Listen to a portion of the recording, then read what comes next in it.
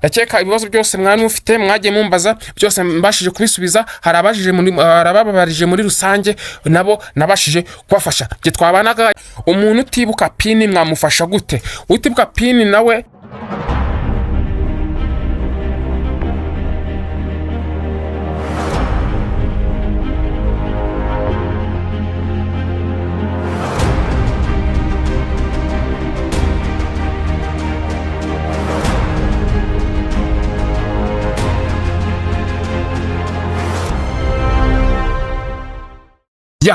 bantu banjye murahumeze neza. Hano baradofasha nk'ibisanzwe.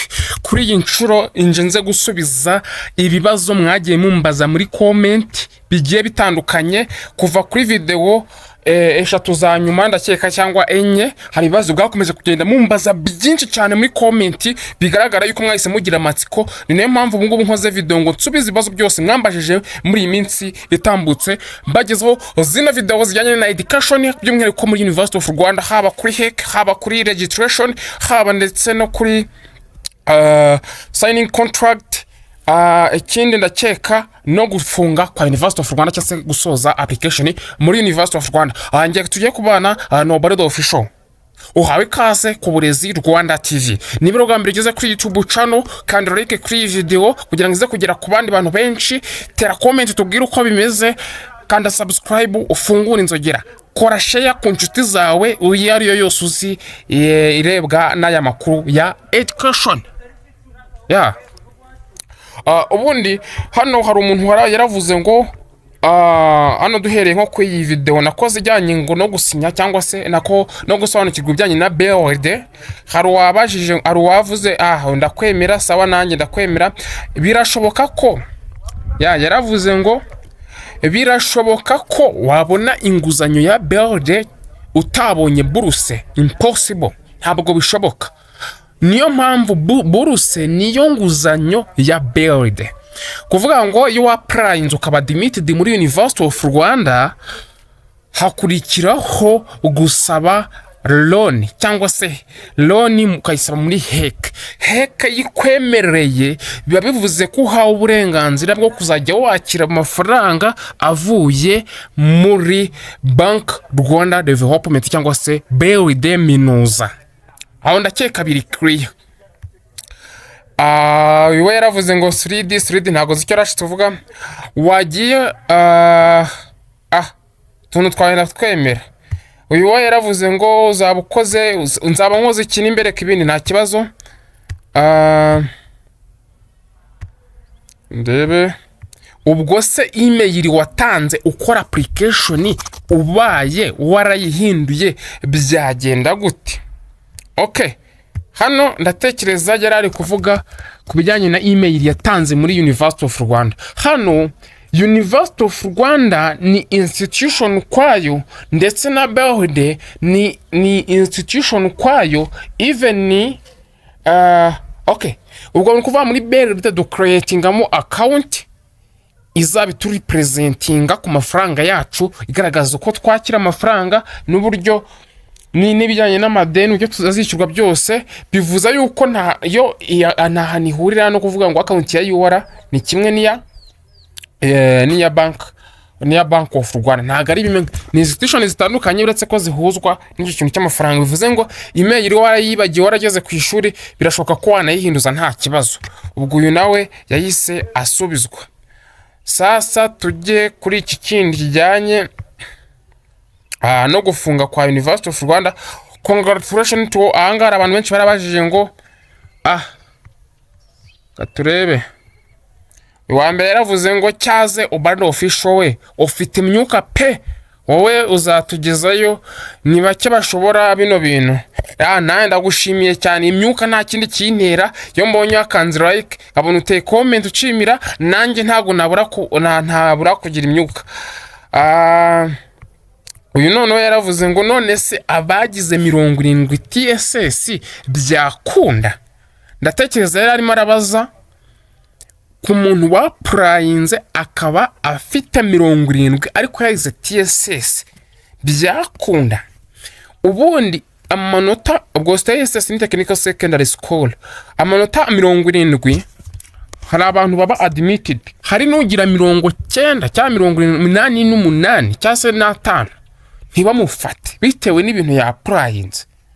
Ushobora kugira iminota 75, ayo minota 75 ugize ukapurayinga mu bintu biri compatible nayo manota yawe bakagufata. Uwapurayinze mu bintu biri haya cyangwa se birenze bihambaye afite nka 80 ntibamufate. Niyo mpamvu iby'amanota cyanaho wize utabikonta fa kuba ibintu byemerewe urapurayinga bitewe n'umubare wakeneye bakagufata cyangwa se bakakwihorera. None se byashoboka nk'abantu bagize 32 barabafasha mbwira. Hano University of Rwanda yewe na HEC cyangwa se Higher Education Council, kira kigo dusabamo inguzanyo n'ubundi, igaragaza ko yewe na UR nyine bigaragaza ko umuntu wemerewe kwa applyinga n'ufite amanota 50% gusubiza hejuru. Bivuze iki? Ushobora kwanga kwa applyinga ngo nuko ufite 32 nyamara umwanya uri kwa applyingiraho bakeneye abantu benshi cyangwa se ugasanga ari batari na benshi, abantu mwaprayinze ni bake. Nawe ufite na 55 cyangwa se 50 ugasanga ugize iyo chance baragufasha. Ona warashubizwa. Abashubijwe watubwiye uwize accounting we abarizwa he? Uwize accounting kadutegereze RP turebe. Nubwo accounting bayivanye muri RP ndakeka bakayizana muri UR nako muri General Education, bayivanye muri TSS bayizana muri General Education, ubwo ni REB. Ariko UR nababwiye ikibazo yagize cya integration system aho itabashije gufetchinga data zijyanye n'ama program mashya yabaye added mu mwaka wa 2023. 2023 hari module nyinshi nako hari amasomo cyangwa se combination nyinshi zagiyemo, izindi zirahinduka. Urugero nababwiye nka ziriya ngo history, literature and philosophy, babwira iriya networking and internet technology, babwira computer system and architecture ndakeka. Izo zose zimwe zaribuze izindi ziribona. Urugero nka multimedia production ibo babonyemo faculty imwe. Abantu bize NIT cyangwa se network and internet technology babonamo faculty nabo imwe kuko umuntu yagerageje kubivuga hakiri kare. Ariko gabandi muri hangana kadutegereze RP ejo muri ku itariki 29 namwe duske tutanzitse tubakorere. Gira natwe dufashe muri RP kuri 29 uzadukorera application Bloda. Nanjye ndakubwiye ngo ndi kumana Joseph nzayibakorera, nzabibereka abandi bashaka nzibakorere kugira ngo bumve bari safe, bumva ko application yabo yamaze kugerayo neza. Registration se ntiyatangiye, izasoza 15 kwa 10. Yego iradukunda Fabrice uri mukuri. Application yaratangiye, izatonye ku itariki 15, izasoza ku itariki 15 nanone z'ukwa 10. Yatangiye z'ukwa 9 isoze z'ukwa 10. Birumvikana ko n'ukwezi kumwe kurimo.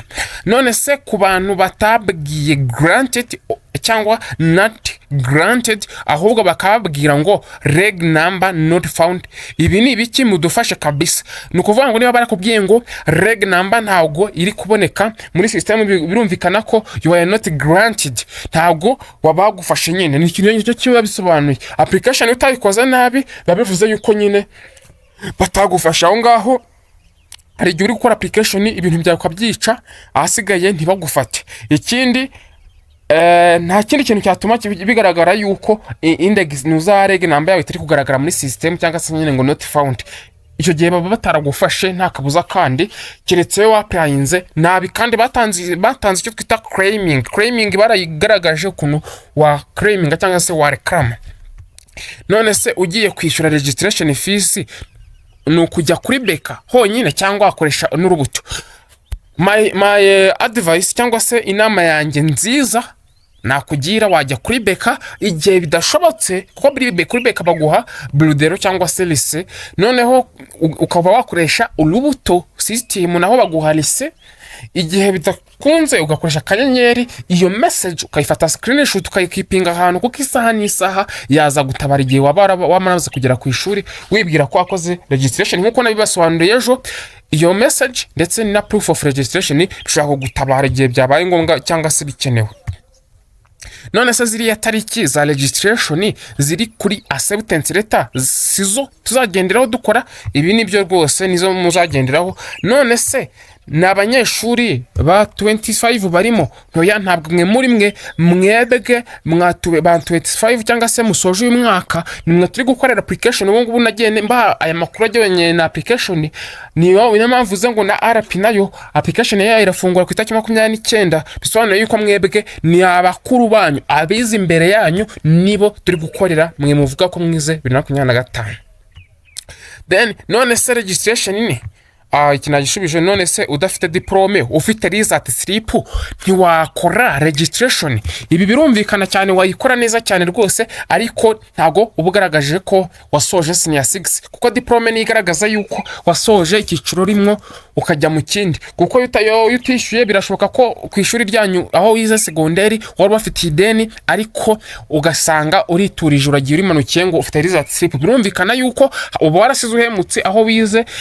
Gusa nyine simvuge guhemuka mwita mwumva ngo nuko barengwaho cyangwa se babandi bakoresha za mvugo. Ndabizi ko nyine ntabwo biba byoroshye, ariko ntabwo umeze nk'umuntu wasize yishyuye ibintu bye byose bimeze neza. Kuko iyo ugiye mu kindi cyiciro icyo uvuyemo usize ufite mideni, biba bimeze nkaho icyo kigo ugiye kwigamo bafite umuntu w'umwambuzi mu kigo runaka. Niyo mpamvu banarekomandinga abantu kubasaba diplome. Nko muri RP bitewe na college runaka hari aho utarangiza igihembwe cya mbere nta diplome uratanga, cyangwa se umwaka ngo urangize nta diplome uratanga, bitewe n'aho ariho. Ndatekereza bino bintu biri clear. Noneho tujye hano ku bintu bijyanye okay. Ahangaha naho hari undi wabajije ngo none se bro nagukunze my friend, nanjye ndabayemera cyane. Thanks. Ese tuzajya kwiga ryari? Kwiga barabitangaza vuba ahangaha. Mushobora no kujya kwiga mbere y'itariki 15 zo gukora registration, nkuko muri kubibona mwabibonye kuri ntuza yanyu kuri acceptance letter. Hari itariki 15 zo gukora registration kugeza mu kwa 10, ariko bashobora no gutangaza itariki ugasanga ziri imbere yizo gukora registration. Ibyo barabitangaza, niba bitangaza nanjye nzahita mbibagezaho. Nicyo mbereyo hano, niyo mpamvu nababwiye ngo kanda subscribe ufungurize urugero ryo ubona video mu bambere. Umuntu ajya kwishyura amafaranga ya registration hakazamo amakosa mu mazina, wakora iki? Birumvikana niba ugiye kwishyura amafaranga registration ukabona ari kuzamo amazina ataraya, birumvikana yuko ayo mafaranga buyobeje. Ushobora kuri kwandika reg number nabi, cyangwa se wagukoreye application amazina yawe akaba yarayishe. Ibyo ngibyo ni ibintu ugomba gukora, ukubanza guhamagara zimwe muri contact nabahaye, nkuko mwagiye mubibona muri video zagiye zitambuka muri description. Nagiye nshyiramo nimero, ugahamagara kuri University of Rwanda, ababishinzwe bakagufasha bagahindura amazina yawe bakagira correct, ubahaye proof zigaragara. Umuntu utibuka pini mwamufasha gute? Utibuka pini nawe kugira ngo ukore registration nawe uze kunyandikira kuri WhatsApp nkoreke uko tubigenza, tuvugane. Imana nta kibazo, ndakubyemera. Nimero yanjye ni 0781955047. None se agace ka add subject to registration uhakoresha iki? Birumvikana yuko muri University of Rwanda hari amasomo baba bakuretse, cyangwa se amasomo uziga, cyangwa se amamodire wasabye n'amasomo azaba arimo. Icyo ngicyo nicyo nagusobanuriraho. Then tujye okay. Uyu nguyu we yaravuze ngo hano nari kuvuga kuri video yo gusoza. We yarabajije ngo ndashaka gukora application none aho ntabwo byari gushoboka. We ntango tumutindaho hayi, wamfashije kureba niba UR Mastercard yanjye yarabaye submitted. Nundi wese ufite ikibazo kijyanye na Mastercard ko yarabaye submitted muri 2025 intake ya kabiri, yanyandikira nkamufasha nta kibazo. None se pini iraboneka ute ko ntayo baduhaye? Niba bataraguhaye pini yawe babwire bayiguhe, cyangwa se nyandikire nkwereke uko turabigenza. Niba barayikwimye, niba wumva bayikwimye wowe nyandikire nkwereke uko tubigenza. Icyo nicyo nahita nkubwira wowe tugiye kubana twabanye mu video. Ndakeka ibibazo byose mwari mufite mwagiye mumbaza byose mbashije kubisubiza. Harababarije muri rusange nabo nabashije kubafasha. Je twabanaga ya Ubalde official nk'ibisanzwe. Niba iyi video ikunyuze wikunze, kanda subscribe, fungura inzogera, kanda like, tera comment, sharing inshuti zawe, tujye tubana igihe cyose muri video za education. Bye bye, God bless you, Imana ibarinde.